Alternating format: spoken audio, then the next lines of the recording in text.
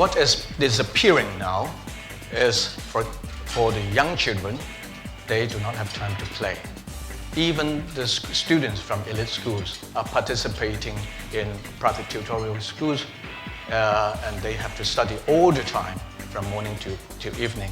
The life experience for our students nowadays is actually suffering all the time.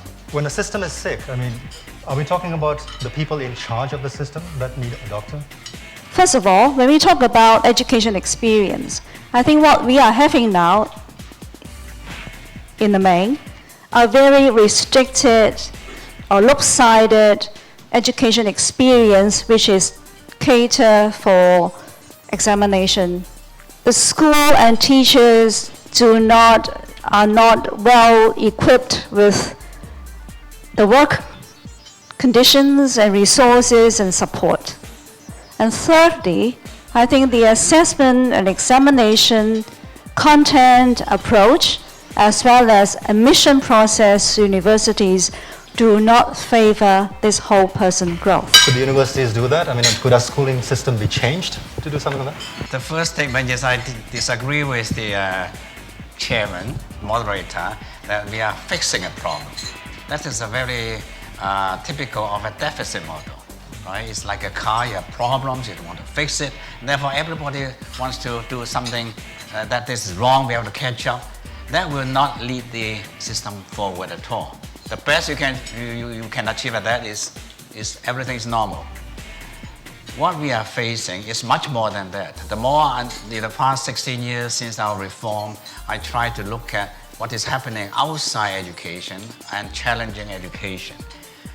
Small story. I was in Sturbridge, Massachusetts, US. It's a tourist town living the life of 1836. I played the students set in the classroom. After the class, I asked the teacher, why are they doing this? They said, oh, simple, we want to find a job in Boston. Therefore, you have to be able to read, to write, and calculate. That's it. Up till now, many countries will take the education system as nothing more than knowledge and skills.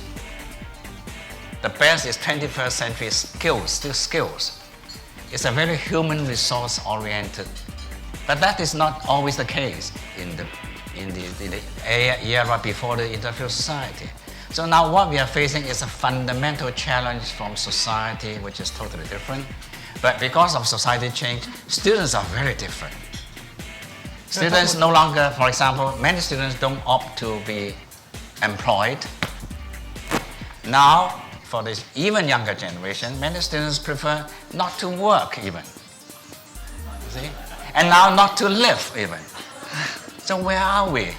So I don't pretend I have a solution, but at least we have to understand what is ahead of us.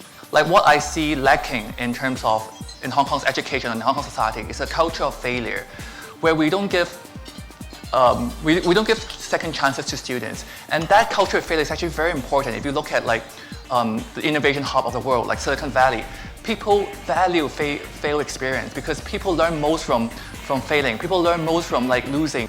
I feel like education, we just can't blame it on the system or the teachers. Like we as a society has to like create a culture of failure to encourage students to be more like bold, to be more courageous, to try different careers, encourage teachers to try new pedagogies, encourage teachers to help students to like really lead a life that they would actually like.